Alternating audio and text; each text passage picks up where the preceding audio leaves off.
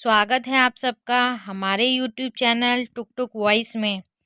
शादी को कुछ ही दिन हुए थे और आज कामवाली भी नहीं आई, इसलिए अदिति बर्तन धोने लगी। धोते धोते उसके हाथ से कांच का कप नीचे गिरकर टूट गया। कप टूटते ही वह डरने लगी कि उसकी सास अब बातें सुनाएगी। आवाज़ से सास दौड़ती आई और बोली, बेटी क्या हुआ? अदिति बोली, माँ पता नहीं, ध्यान रखते हुए भी कैसे मेरे हाथ से कप नीचे गिर गया। सास बोली, बेटी चिंता न कर, कप ही तो टूटा है, तुम्हें चोट तो नहीं आई। और भले ही इसके कितने टुकड़े ही ना हो जाएं, पर मेरी बेटी के दिल के टुकड़े ना हों। मेरी बहू से महंगा है क्या ये कप? और हाँ, तुझे अभी ये सब करने की ज़रूरत नहीं है। मेहंदी भी नहीं उतरी अभी तेरे हाथों से।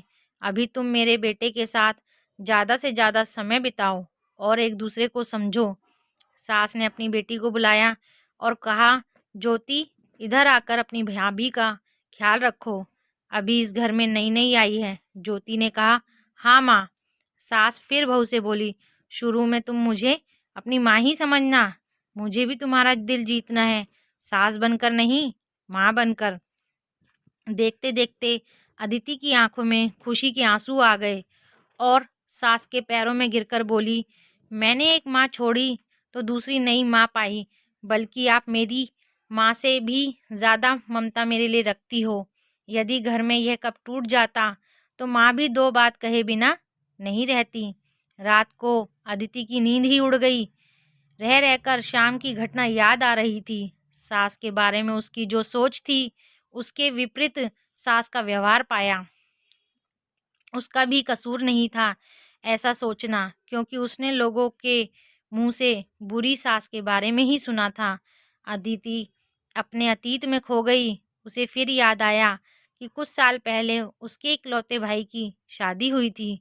मेहंदी का रंग उतरने से पहले ही माँ ने भाभी पर काम की पूरी जिम्मेदारी डाल दी और अपने ही नियम कानून के हिसाब से भाभी को चलाने के लिए मजबूर कर दिया। माँ ने भाभी का घर में एडजस्ट होने का जरा भी वक्त नहीं दिया। भैया भाभी को बाहर ले जाते तो माँ का मुंह फूल जाता और बोलती कि हर समय भाभी को साथ ले जाने की क्या ज़रूरत है। कभी भी भाभी को खुली हंसी हंसते नहीं देखा। समय के साथ भाभी ने भी सहना छोड़ दिया फिर, और घर में हर रोज़ झगड़ा होने लगा। एक दिन भाभी के हाथ से कांच का गिलास नीचे गिरकर टूट गया। माँ चिल्लाने लगी कि कितनी कीमती गिलास टुटा दिया। किसी न किसी बात पे वह भाभी पर चिल्लाती। भाभी भी गुस्से से बोल देती थी कि माँ, मैं तो बैठी बैठी खाती हूँ, आप तो खड़ी खड़ी खाती हैं। जब से आई हूँ तब से रोज दो चार जली कोटी ना सुना दे दो, तब तक आपको चैन ही नहीं मिलेगा। कभी मेरी माँ को तो कभी मेरे बाप को, हमेशा मेरे मायके वाले को कोसती रहती हो। माँ और भाभी एक दूसरे के साथ बहस करती रहती थी। अदिति ने घर के अलावा और भी कई जगह पर सास बहू के झगड़े सुनते सुनते वह डर गई थी, इसीलिए शादी से कतराने लगी। मगर माँ बाप के कारण ही उसे शादी करनी पड़ी और अनजान भय को लेकर ससुराल आ गई। पर आज की घटना से उसकी सोच बदल गई कि सब सास और बहू एक जैसी नहीं होती। नींद ना आने की वजह से उसने सोचा कि चलो थोड़ी देर मेरी माँ से बात कर लूँ। माँ ने इतनी रात को उसे फ़ोन करते देखा, बेटा सब कुछ ठीक है ना? कहीं तुम्हारे पति या सास से झगड़ा तो नहीं हो गया? अदिति बोली, नहीं माँ, ऐसा कुछ नहीं है। मालूम है माँ, आज मेरे साथ से कांच का गिलास नीचे गिर गया, तभी सास आ गई। मेरे आगे बोलते ही मेरी सास ने बोलना शुरू कर दिया, बेटा फिर तेरे सास के चिल्लाने पर तूने अच्छे से जवाब दे दिया ना? हाँ बेटा, कभी भी दबकर नहीं रहना। तुम एक पढ़ी लिखी अच्छी लड़की हो, तुम में कोई कमी नहीं है, इसलिए कभी भी सुनना मत।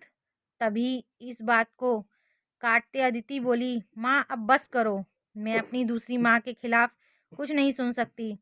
माँ थोड़ा आश्चर्य हो गई और बोली, यह क्या बोल रही हो? अदिति बोली, हाँ माँ, आज मेरे हाथ से जब कप गिरा तो मेरी सास ने बिल्कुल भी मेरे साथ बुरा व्यवहार नहीं किया। अंत में अदिति बोली, अब आप समझ गई ना सारी बात। माँ, एक और बात कहनी थी, आप बुरा तो नहीं मानोगे? उसकी माँ बोली, हाँ बोल बेटा। अदिति बोली, माँ, काश आप भी मेरी नई माँ की तरह भाभी के साथ व्यवहार करती तो शायद भैया और भाभी अलग घर में नहीं रहते। अपनी बेटी की यह सब बातें सुनकर उसे एहसास हुआ कि उसने अपनी बहू के साथ गलत व्यवहार किया था। उसकी बेटी ने उसकी आंखें खोल दी। अदिति उससे पहले कुछ बोलती तभी उसकी माँ बोली, अदिति, अब जब तू यहाँ आएगी तो पूरे परिवार को एक साथ पाएगी। अब फ़ोन रख, मुझे बेटे और बहू के स्वागत की तैयारी करनी है। शादी के बाद नई जिंदगी की शुरुआत में अगर आज सास समझदारी से काम नहीं लेती, अपनापन नहीं जताती, तो शायद शुरुआत की नींव ही कमज़ोर होने से पूरी ज़िंदगी आपस में दरार पड़ जाती। कप को फूटने से कोई नहीं रोक सकता, लेकिन प्रेम को टूटने से तो हम रोक सकते हैं। कांच के टुकड़े हो जाएं, पर घर के टुकड़े ना होने देना। इस कहानी से हमें यह प्रेरणा मिलती है कि हमें आपसी समझदारी से अपने घर को बनाए रखना चाहिए।